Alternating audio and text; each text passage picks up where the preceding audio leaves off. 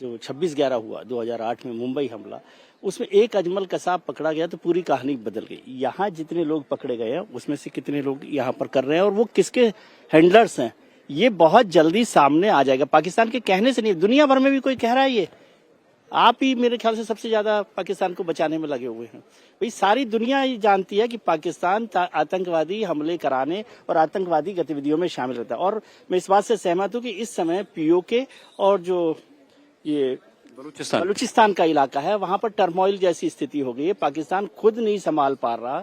तो इस समय हमारे लिए सबसे बेहतर मौका है कि कब तक ये दोस्ती और अंतर्राष्ट्रीय रिलेशंस पर ये बात करते रहेंगे कि हम कभी कुछ नहीं करेंगे।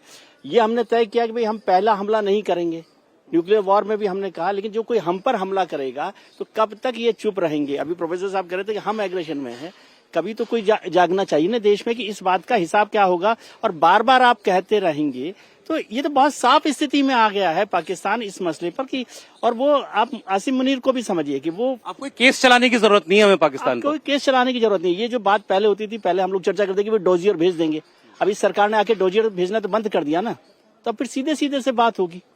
डोजियर भेज, ये केस ही डोजियर भेजने का नहीं है मेरे हिसाब से। देखिए, जो ये कह रहे हैं ना कि पाकिस्तान के लोग वहां शामिल हैं कि नहीं, बुरहान वानी को तब तो कमर बाजवा वहां थे, उन्होंने नवाज शरीफ ने, शहबाज शरीफ ने, उन सब ने उसको मार्टियर का दर्जा दिया था, कहा कि बड़ा हीरोइक स्ट्रगल है उनका। ये बाकायदा उनके लिए स्टैंप इशू किया गया था, हर बार उसको आजादी का हीरो कहकर उसको बहुत एक दर्जा दिया जाता है, और उसके बाद आप कहेंगे कि वो कश्मीर का बच्चा है। ये कैसे कह सकते हैं?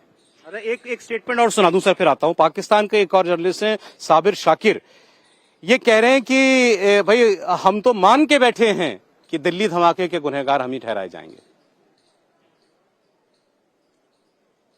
दिल्ली की फायर सर्विस ने बताया है कि Lal Qila metro service station के करीब एक कार में धमाका हुआ है, और खबर रसां इदारे रॉयटर्स के मुताबिक दिल्ली पुलिस के तर्जुमान का कहना है कि अब तक इस धमाके में कम से कम 8 अफराद की हलाकत हुई है। ये इब्तदाई इतलात हैं और खदशा जाहिर किया जा रहा है कि यह तादाद इजाफा होगा और इसमें ज्यादा तादाद में नुकसान हो सकता है।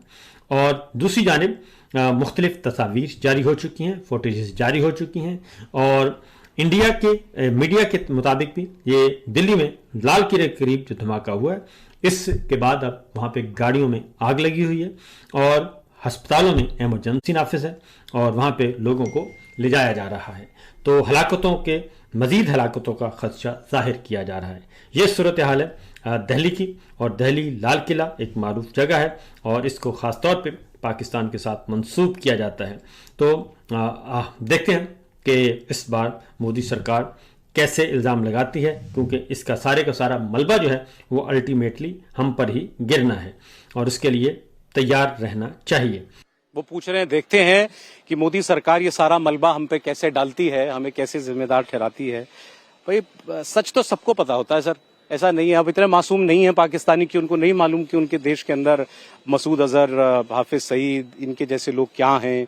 ये कोई वहां पर एनजीओ चलाने के लिए तो नहीं पाले हुए वहां की सेना ने, ये क्या करते हैं, भारत की तरफ टेररिस्टों को ट्रेन करने के लिए कहाँ कहाँ कैंप लगते हैं। भाई तो दुनिया दिखा चुकी है। ये पाकिस्तान के लोग तो खुल के बात करते हैं। आज आप केवल ये बेशर्मी से कुछ झूठ बोलने के लिए आ जाएं टीवी पर, तो उससे कोई जो है वो फर्क नहीं पड़ता। लेकिन पाकिस्तान इतना बेशर्म देश है, आप उसकी इंटेंशन क्या है इसको जरा सोचिए। भारत जंग कर देगा अगर हमारे यहां से किसी ने हमला कर दिया, ये वो जानता है, फिर भी हमला हुआ, क्योंकि उसको नहीं डर लगता। पाकिस्तान की फौज वो जिंदा ही वो है ही इसीलिए कि भाई मैं हिंदुस्तान का डर नहीं दिखाऊंगा तो मुझे तो जूते मारेंगे यहाँ पे लोग। मेरी जरूरत क्या है अगर भारत मुझ पर हमला नहीं करता, तो वो तो किसी भी हद तक जाएगा। और मरना कौन से जनरल ने है, मरना वहां के सिपाही ने है या छोटे अफसर ने मरना है। वही लोग फौज में मरने के लिए भर्ती किए जाते हैं पाकिस्तान में।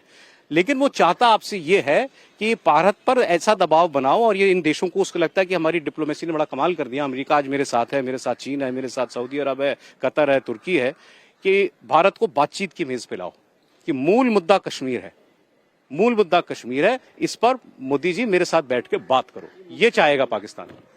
देखिए, मुझे नहीं लगता है कि भारत कभी भी इस चीज को स्वीकार करेगा। और भारत ने हमेशा ये बात कहा है, शिमला समझौते, भारत ने तो शिमला समझौतों को भी लगभग दरकिनार कर दिया है। आप ध्यान रखिएगा, यूएन ऑब्जर्वर हमारे यहाँ पहले जम्मू एंड कश्मीर में उसका ऑफिस हुआ करता।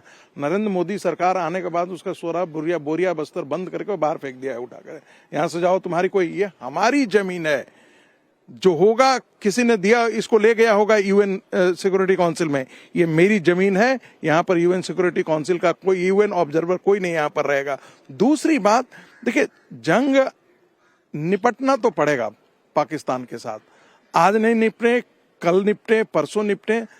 जवाब होता है ना कि उसके उकसावे पर नहीं, हम तय करेंगे कि हमको कितना मारना है, किस जगह मारना है और कब मारना है। लेकिन इसमें कोई दो राय नहीं होनी चाहिए कि दो राय नहीं है कि भारत इसका बदला नहीं लेगा, भारत इसका बहुत बदला लेगा और जोरदार लेगा। और मुझे लगता है इस संदर्भ में भारत भी मन बना चुका है। कहीं ना कहीं आपको भी सोर्सेज से लगता होगा कि इस प्रकार की चीजें आएंगी तो भारत किस प्रकार का बड़े तौर पे कैसा रिस्पांस देने वाला है पाकिस्तान को। हाँ, ये बात उनको जरूर लगती है कि शायद इस बार जो है वो हमको डिप्लोमेटिक तौर पर हमको अमेरिका का समर्थन मिले, या हो सकता है बात बढ़ने नहीं देंगे। नहीं, बात नहीं बढ़ने देंगे, समर्थन देंगे। और आप इससे बढ़िया क्या स्थिति हो सकती है कि ट्रंप जो बार बार कहते हैं हमने युद्ध रुकवाया और ऑपरेशन सिंदूर 2 यदि शुरू कर दिया तो फिर क्या होगा, ट्रंप की कहां बचेगी, कुछ बचेगी? तब तो ये होगा ना कि हमने अपनी शर्तों पर युद्ध बंद किया था और जब अब स्थिति आई तो हम दोबारा शुरू करेंगे। तो ये स्थिति बनी। हाँ, लेकिन उसको मुझे सही कहा उन्होंने कि उसको ये लगता है कि ये लोग देश जो है अब बदद में आएंगे और ये भारत के हाथ रोकेंगे अगर भारत कुछ करना चाहेगा। देखिए, पाकिस्तान इस बात को बहुत अच्छे से जानता है कि अभी 2014 से लेके 2004 से लेके 2014 तक इस मनमोहन की सरकार नहीं है कि कसाब को पकड़ने के बाद भी भारत हमला करने की या घुसकर मारने की हिम्मत ना करे। 2014 के बाद उन्होंने नरेंद्र मोदी की सरकार को देखा है और अभी जो ऑपरेशन सिंदूर हुआ है उसने देख लिया है कि प्रधानमंत्री मोदी की का कार्यशैली किस तरीके से है। तो पाकिस्तान डरा हुआ है, लेकिन मुझे लगता है कि प्रधानमंत्री मोदी अभी बहुत जल्दबाजी में कोई निर्णय नहीं लेंगे। वो सारे सबूत इकट्ठे करेंगे, दुनिया में पाकिस्तान को एक्सपोज करेंगे, अलग थलग करेंगे।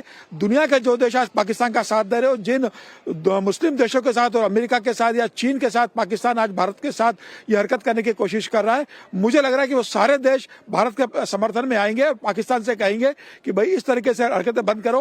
और फिर भारत, मुझे लगता है कि पाकिस्तान को सिर्फ हथियारों से नहीं, युद्ध पर नहीं, इकोनॉमिकली भी इसको खत्म करेगा, दुनिया में अलग थलग छोड़ेगा। जो दुनिया से सहायता पाकिस्तान को मिल रही है वह मिलना बंद होगी।